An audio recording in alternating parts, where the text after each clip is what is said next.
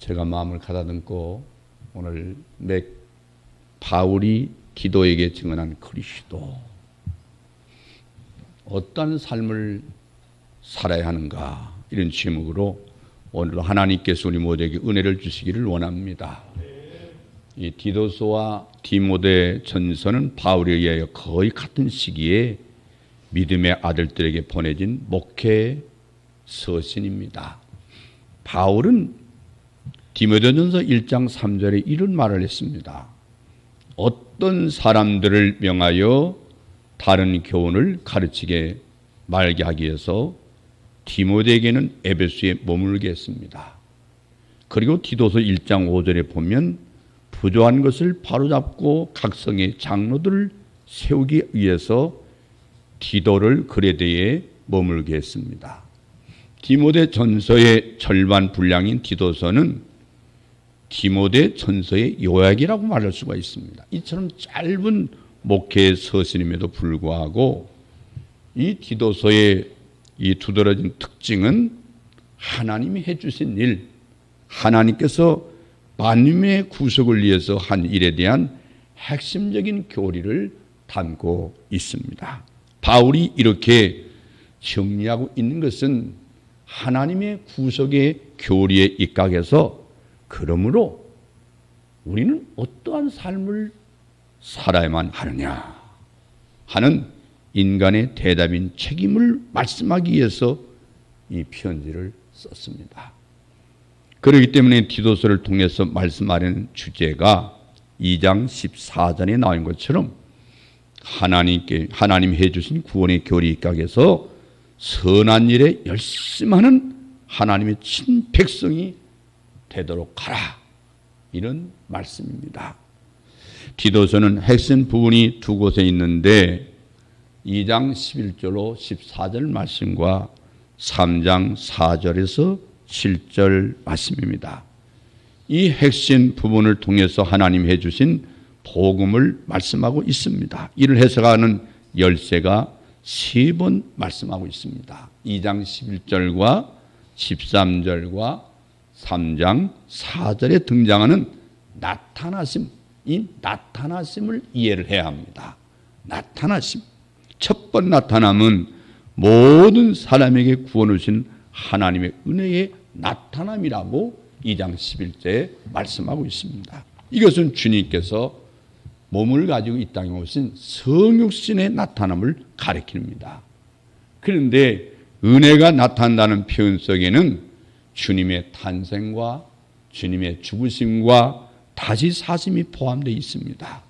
왜냐하면 그리스도의 대속을 통해서만 모든 사람에게 구원을 주심이 가능해지기 때문에 그렇습니다. 그래서 은혜가 나타났다, 이렇게 말씀하는 겁니다. 두 번째 나타남은 2장 13절 말씀에 보면 구주 예수 그리스도의 영광의 나타나심입니다. 이것은 주님의 다시 오시는 재림을 가리킵니다. 이처럼 주님의 초림과 재림을 말씀하는 바울 사도의 의도는 뭐냐 하면, 이 초림과 재림 사이를 살아가는 성도들이 어떠한 삶을 살아야 마땅하냐, 이것을 말씀해 주시기 위해서 그렇습니다.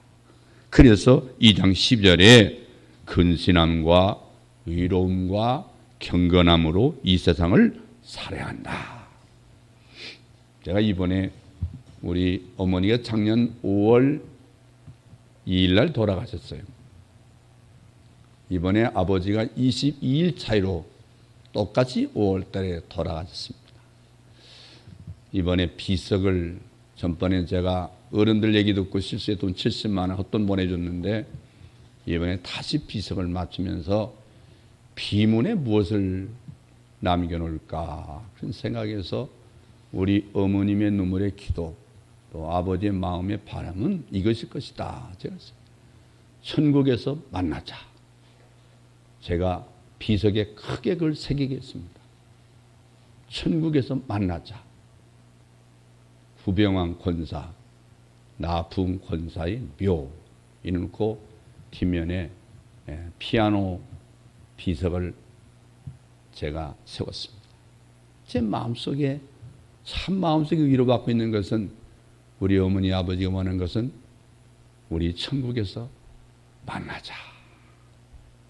그러니까 이 세상에서 오늘 사도 바울이 특별히 디도에게 권면하는 것처럼 예수의 초림과 예수의 다시 오신 재림 사이에 살아가는 너희는 이렇게 살아라. 삼가 조심해라. 근신해라. 그리고 의롭게 살아야 한다. 그리고 경건하게 살아라. 이 말씀을 꼭 권면하고 싶은 말씀으로 사도 바울이 디도에게 말한 것처럼 저도 늘 아버지가 보여준 인내와 어머니께서 늘 말씀하신 사람은 끊고 맺는 게 분명해야 한다는 화단성, 아무리 배운 것도 없지만 세상을 90여 년 살면서 어머니는 92세, 아버지는 98세를 향수했지만은 그 귀한 가르침을 제 마음에 새기고 돌아왔습니다. 바울도 디도에게 이 말씀을 하고 있는 거예요. 그래서 세 번째 나타남은 뭐냐면 3장 4절 말씀 보면 우리 구주 하나님의 자비와 사람 사랑하심을 나타내심이라고 말씀하고 있는데 하나님이 우리에게 어째서 이렇게 주셨느냐? 그것은 우리가 자격과 공로가 있는 게 아니고 전적으로 하나님의 자비와 사랑이다. 이걸 표현하고 있습니다. 이처럼 은혜와 영광과 사랑을 나타내심으로 우리에게 무엇을 해주셨느냐? 우리는 분명히 하나님께서 그리스도 예수 안에서 오늘 우리에게 무엇을 해주셨느냐? 이걸 세 가지를 말씀하고 있는데 2장 14절에 불법에서 우리를 구속해 주셨다. 구속이란 대신 바로 구속이란 대신 값을 지불하고 자유케 주심을 말합니다. 자유하게 주셨다. 죄로부터 자유, 사망으로부터 자유, 저주부터 자유. 우리는 이 죄값에 팔린 사탄의 노예였습니다. 여기서 구속해 주신다는 것은 죄값인 사망 대신 죽음으로만이 가능해진 것이 바로 하나님의 계획이거든요. 그래서 2장 14절 상반절에 보면 그가 우리를 대신하여 자신을 주셨다고 말씀하고 있습니다. 자신을 주셨다. 여러분 이 구속을 위해서 자신을 주셨어요. 그러니까 오계명에 내 부모를 공경하라고 하는 말을 야훼 이름을 넣어서 십계명에 넣은 것 보면 여러분 모든 사람들이 제 마음에 오해할까 봐서 제 형제들에게 그랬습니다. 아니 부모 묘에다가 뭐 산소에다가 절한다고 해서 그걸 예배냐. 나는 생각할 때 우리 신앙의 선배가 뭔가 잘못 가르친 것 같다. 과거의 유교의 전통에서 벗어나지 못한 기독교의 독특한 문화를 만들지 못하다 보니까 붉은제복하면 유교고 향부를 펴내면 불교거든요. 연기론에 의해서 만든 거니까. 그렇고 찬송으로 예배드리고 말씀으로 우리가 말씀 듣고 예배하는 건 기독교예요. 완전 짬뽕이에요. 기독교라고 하는 것을 알 수가 없어. 나는 우리 아버지 어머니 앞에 여러분 지금까지 절했지 악수했냐 고개만 깠다고 말하느냐 그건 아니지 않느냐. 나는 오해를 받을고 오해할까 봐 과거에 정기 목사님이 그 말 한마디 했다가 이단으로 몰린 그런 과거가 있기 때문에 내가 앉는 거지. 내 마음에는 구약의 아파시하고 신학의 레이트르게 하나 해석할 때는 하나님께 예배라는 의미가 있는 거지. 내 부모에게 부모를 신으로 섬겨서 예배하는 사람이 어디가 있냐. 나는 절하고 싶어도 내가 절제하고 있는 거다. 바울이 참는 것은 바로 자기 동정을 위해서 나는 안 어차나 내 신앙에는 문제가 없어. 그렇지만 자기가 절제했던 것 같이 저도 절제하면서 그러나 뭔가 언젠가는 이것이 달라진다고 생각을 한다. 우리 부모를 통해서 하나님께서 부모가 우리에게 통해 하나님이 생명을 주셨어요. 우리 생명을 주셨어요. 부모도 주셨기 때문에 우리가 있는 거예요.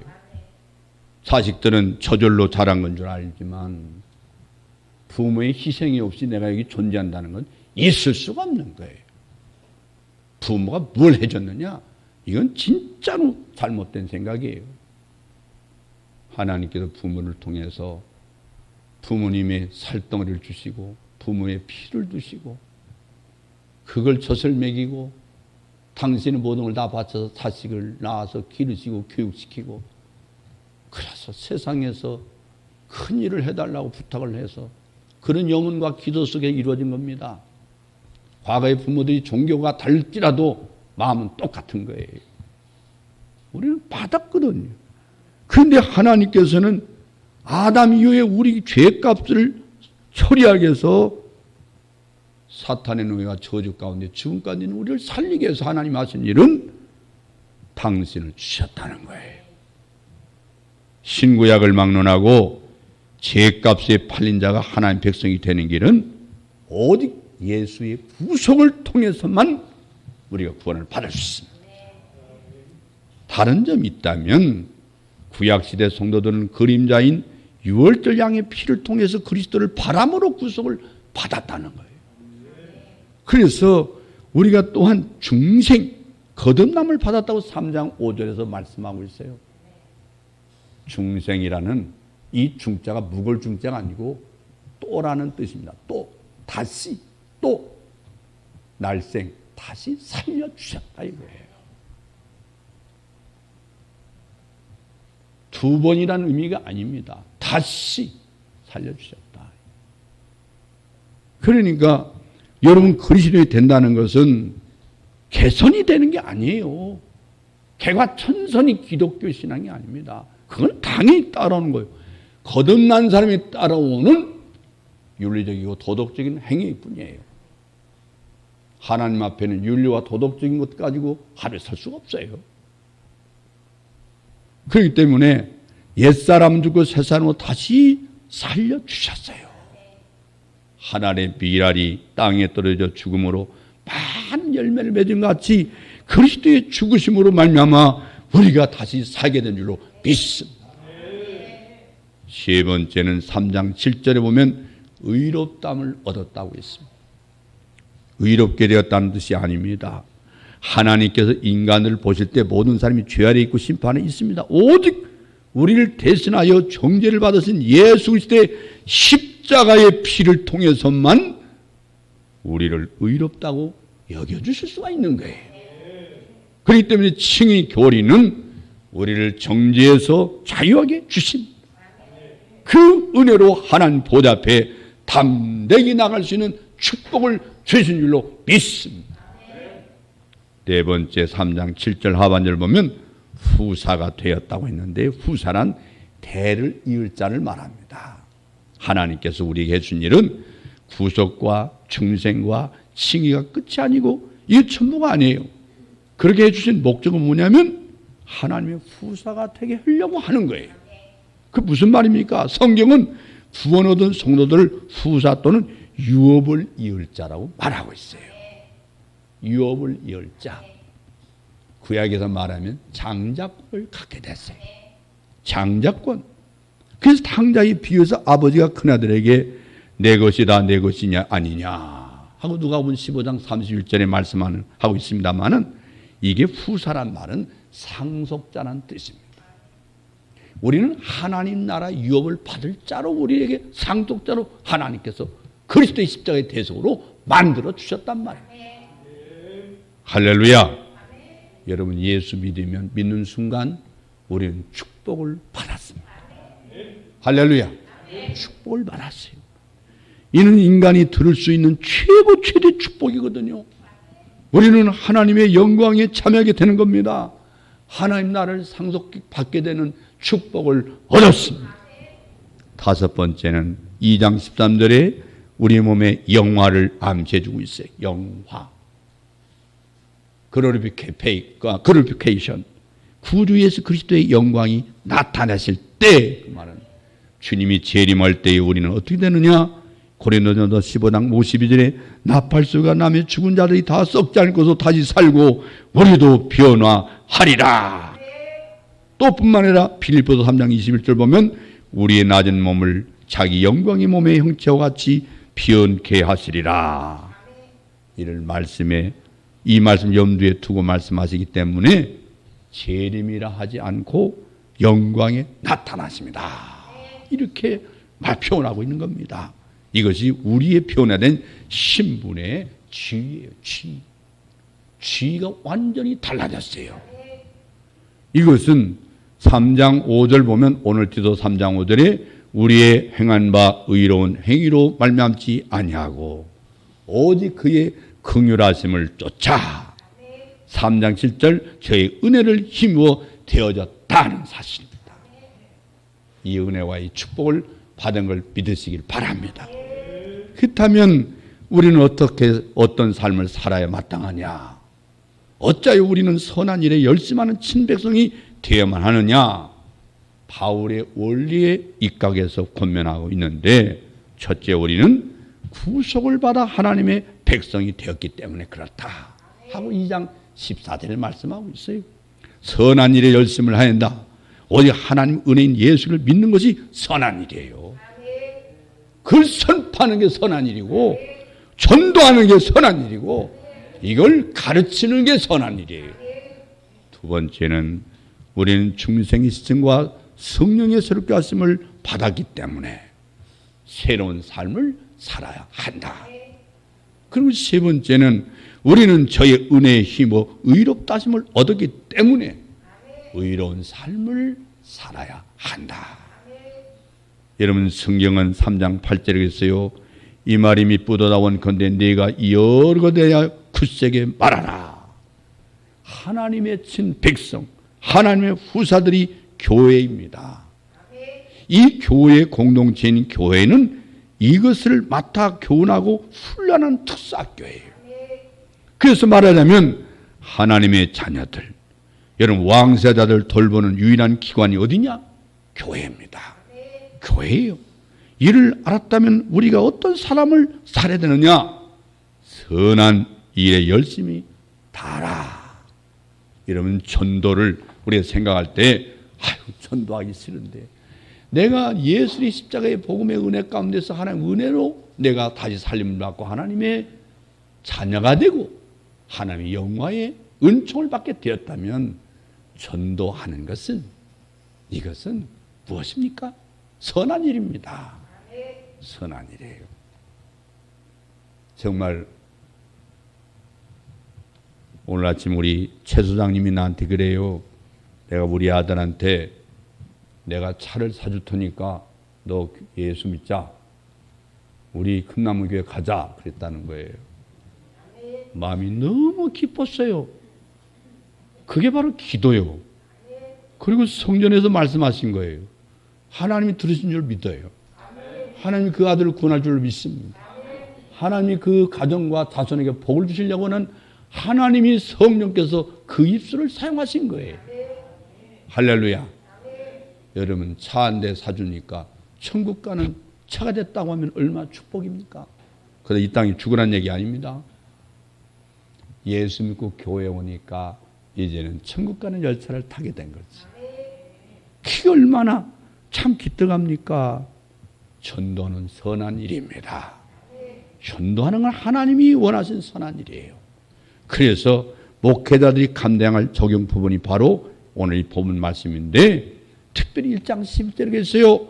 첫째는 교회 침투하는 이단의 가르침을 막아야 한다. 저희의 입을 막을 것이라. 이런 자들이 더러운 일을 취하려고 마땅히 아니할 것을 가르쳐 집들을 엎드려 치는도다. 제가 옛날 구역성경을 그대 읽고 있거든요. 여러분, 똑같이 번역은 거의 비슷합니다. 이단을 교회에 절대로 들어오게 해서는 안 된다. 왜냐하면 이단은 우리 영혼을 파먹는 이 사탄의 좀이기 때문에 절대 용납해서는 안 된다는 것. 두 번째, 이단과는 반대로 2장 1절에 바른 교훈을 가르쳐 성도들을 바로 세우는 일을 해야 한다는 거예요. 여러분, 바른 교리는 바른 신앙을 만들고, 바른 신앙은 건강한 교회를 만들고, 건강한 교회가 이 땅에 있어야 이 나라 백성들이 행복한 나라가 되는 겁니다. 하늘의 뜻이 땅에 이루어지다 할 때 예수 그리스도의 복음으로 이루어지는 하나님의 계획인 것입니다. 이 축복을 여러분 듣기를 주의 이름으로 축원합니다. 다시 요약해서 말씀드리고 마치겠습니다. 사랑하는 성도 여러분, 하나님이 해주신 일을 굳세게 선포해야 합니다. 그게 전도입니다. 예수님의 대소로 말미암아 하나님의 백성이 되고 중생과 의롭다 하심을 얻어서 하나님의 후사 상속자가 되었다. 이를 먼저 더 많이 역설하라 그 말이에요. 힘있게 전하라. 담대하게 전하라. 그렇게 하노라면 자발적인 순종이 뒤따르게 되는 겁니다. 거듭나고 의롭다함을 얻은 우리로 말미암아 하나님 말씀이 회방을 받게 해서는 여러분 되겠습니까? 2장 5절에 말씀한 대로 후사가 되고 연옥게 될 자녀들로 말미암아 아버지 이름이 모독을 받으시게 해서는 안 된다. 너 행위로 내 삶을 바로 살지 못해서 하나님 이름이 모독을 받게 해서는 안 된다. 그렇다면 하나님 백성은 어떤 삶을 살아야 되느냐? 2장 10절에 말씀하고 있어요.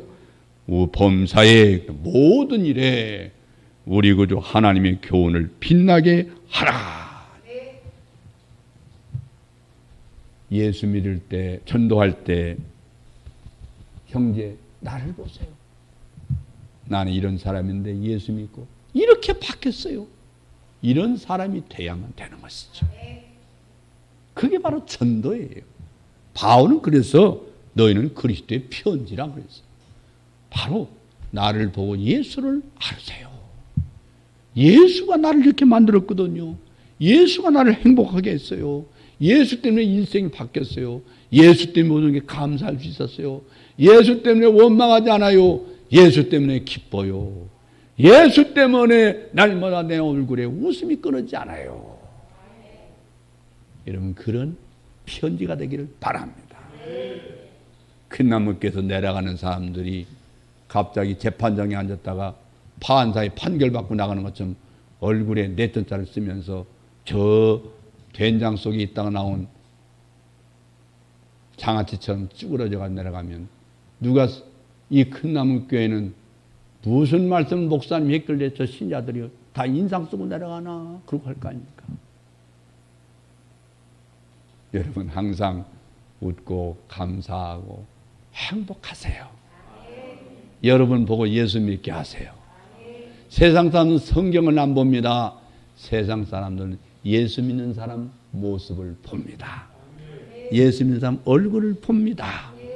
그래서 바울은 우리가 그리스도의 편지라고 했어요. 우리 몸이 주님의 편지래요. 사랑하는 성도 여러분, 하나님의 교훈을 빛나게 할 수 있기를 바랍니다.